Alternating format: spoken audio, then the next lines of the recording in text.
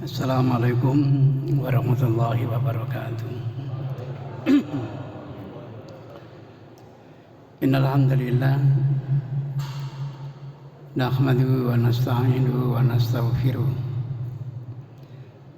wa na'udzu billahi min shururi anfusina wa min sayyiati a'malina. May yahdihillahu fala mudilla lahu wa may yudlil fala hadiya lahu. Wa nusalli wa nusallim ala hadzal nabiyil karim sayyidil anbiya'i wal mursalin wa ala alihi wa sahabatihi wa man ihtada bihadihi ila yaumiddin, amma ba'du.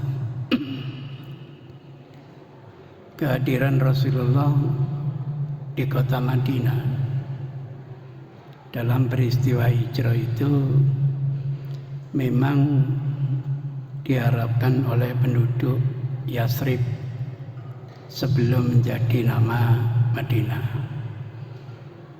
Kenapa?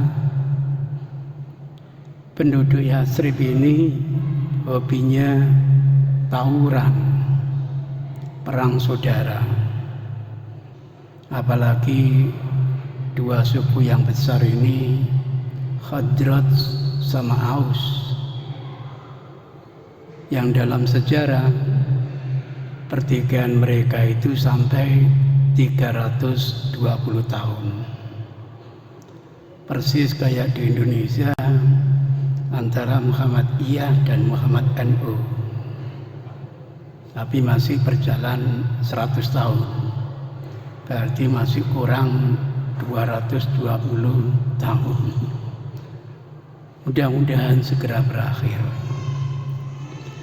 Itulah sebabnya pertama kali Rasul datang ke kota Madinah mencanangkan piagam Madinah yang intinya diantaranya menghentikan huru-hara antar suku, antar kelompok, antar marga dengan payung lakum dinukum waliyati.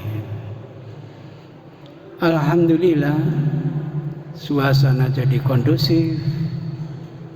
Umat Islam bisa melaksanakan sholat Jumat dan sebagainya. Tapi karena kecemburuan sosial, masih ada saja sekelompok umat yang tidak senang dengan kehadiran Rasulullah Sallallahu Alaihi Wasallam. Khususnya Bani Mustalik, rajanya sangat bengis, sangat dendam kepada umat Islam. Namanya Musafi bin Sofwan.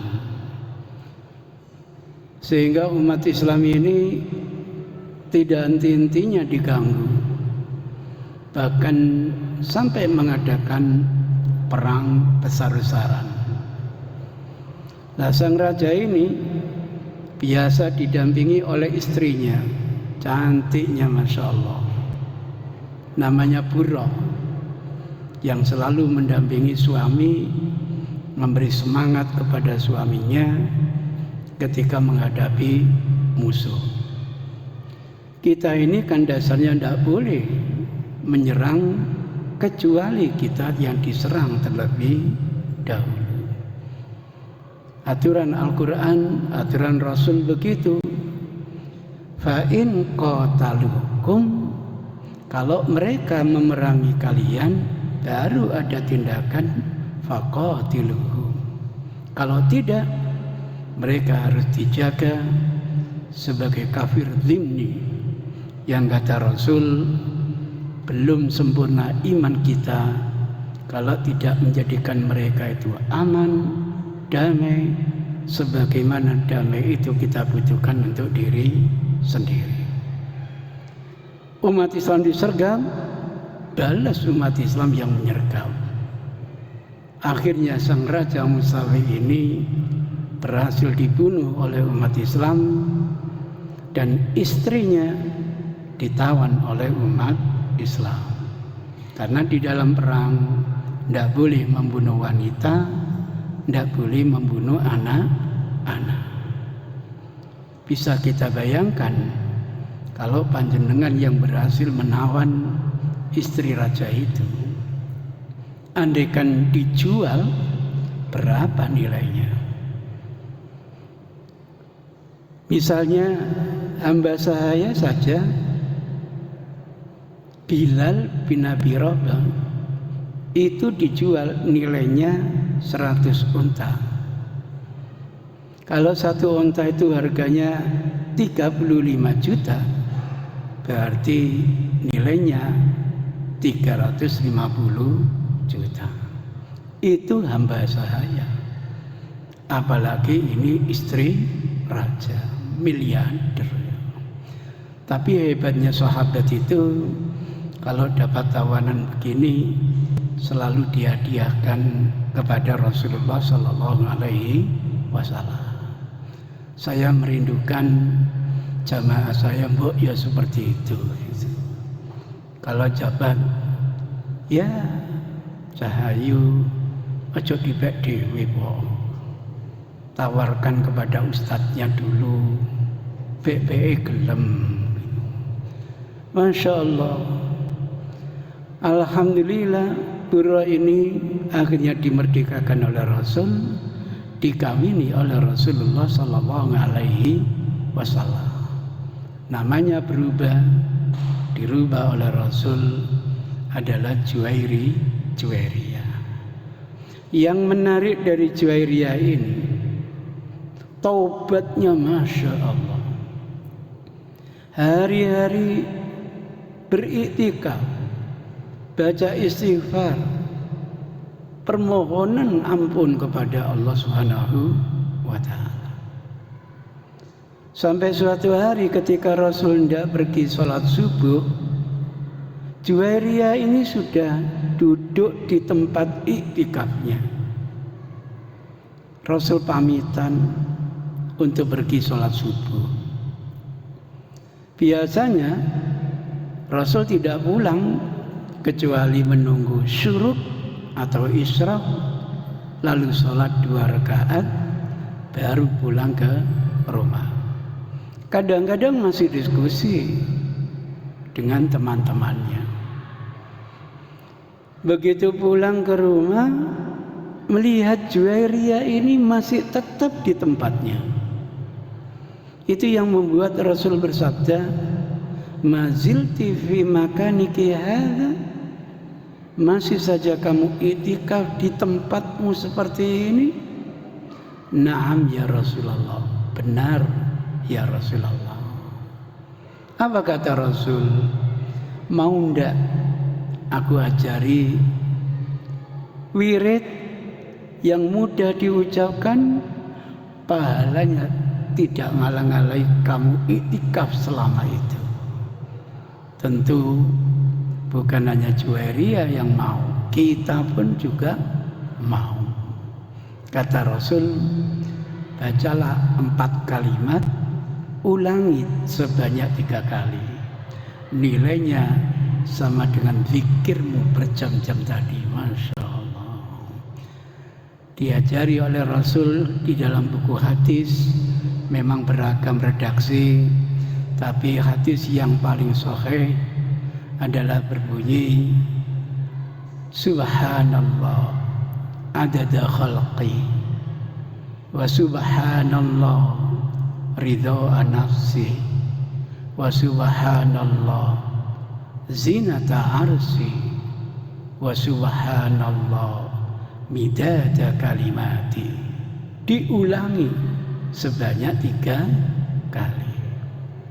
Monggo Bapak Ibu, saya mulai, Bapak Ibu ngikuti, karena ini dalam rangka pelatihan. Saya harap ibu-ibu suaranya yang keras biar ketahuan kelirunya. Tapi nanti kalau wirid benaran, jangan sampai mengganggu tetangga. Khawatir nanti oleh tetangga dianggap sampai anjing menggonggong nanti. Bismillahirrahmanirrahim. kurang keras Bu. Bismillahirrahmanirrahim. Subhanallah adada khalqi wa subhanallah ridha nafsi wa subhanallah zinata arsy wa subhanallah midada kalimati subhanallah adada khalqi wa subhanallah ridha nafsi wa subhanallah zinata arsy wa subhanallah midada kalimati subhanallah adada khalqi wa subhanallah ridha nafsi wa subhanallah zinata arsy wa subhanallah midada kalimati. Begitu. Jadi jangan sampai diucapkan subhanallah adada khalqi wa subhanallah ridha nafsi wa subhanallah zinata arsy wa subhanallah midada kalimati salasan, bukan begitu. Tapi diulangi sebanyak 3 kali. 4 kalimat diulangi 3 kali. Karena ini wujudnya wirid, merupakan kalimat thayyibah yang tidak dibatasi ruang dan waktu. Di masjid dibaca bagus, di rumah dibaca bagus, waktu nyetir kendaraan membacanya bagus, di waktu pagi bagus, siang bagus, malam pun bagus, kecuali di tempat yang betul-betul dilarang oleh Rasulullah Sallallahu Alaihi Wasallam. Jadi jangan sampai sambil denguk-denguk doprok di WC sambil baca wirid ini, tidak boleh. Itu gambarannya. Subhanallah, maha suci Engkau ya Allah, adada khalqi, sebanyak makhlukmu, makhluknya Allah. Berapa miliar makhluknya Allah Subhanahu wa ta'ala. Daripada sampai mengikuti thariqatnya Syekh Tijani, subhanallah tidak 33 tapi 1000 kali, sehingga tasbihnya itu punya telinga 10. Subhanallah, subhanallah, subhanallah 99, telinga 1 100. Subhanallah, subhanallah, subhanallah 99, telinga 2 200 sampai 1000. Dulu 1000 banyak, sekarang 1000 hanya dapat 2 kerupuk. Maka saya format thariqat saya bukan lagi 1000, tapi upayakan membaca tasbih itu 1 miliar begitu. Alhamdulillahnya jangan lagi 100, 1 miliar. Karena saya yang memformat, maka thariqat ini namanya thariqat Zainuddiniyah. Alhamdulillah tidak laku. Siapa yang akan jalani? Mendingan ngikuti caranya Rasul. Wa subhanallah, maha suci Engkau ya Allah, ridha nafsi, sebanyak ridhonya Allah Subhanahu wa ta'ala. Hambanya yang kafir, yang murtad, yang mulhid, tobat, diridhai oleh Allah Subhanahu wa ta'ala. Apalagi hambanya yang mukmin gara-gara kekeliruan kemudian bertobat, pasti diampuni oleh Allah Subhanahu wa ta'ala, diridhai oleh Allah Subhanahu wa ta'ala. Wa subhanallah, dan maha suci Engkau ya Allah, zinata arsy, sebanyak perhiasan-perhiasan di alam arsy-Nya Allah. Yang namanya kub, yang namanya cangkir itu berapa miliar yang ada di sana, banyak sekali. Dan yang terakhir, maha suci Engkau ya Allah, midada kalimati. Kalau kita pergi ke pantai, ke laut, mbok ya ingat firman Allah, kul law kana al-bahru midatan li kalimati rabbi lanafidal bahru qabla an tanfada kalimati rabbi walau ji'na bimislihi madada. Air laut sebanyak itu dijadikan midat, tinta untuk menulis ilmunya Allah. Habis air laut itu sebelum ilmu Allah habis ditulis. Walaupun didatangkan lagi air laut seperti itu, tidak pernah ada habis-habisnya. Itulah banyaknya tasbih kita kepada Allah Subhanahu wa ta'ala.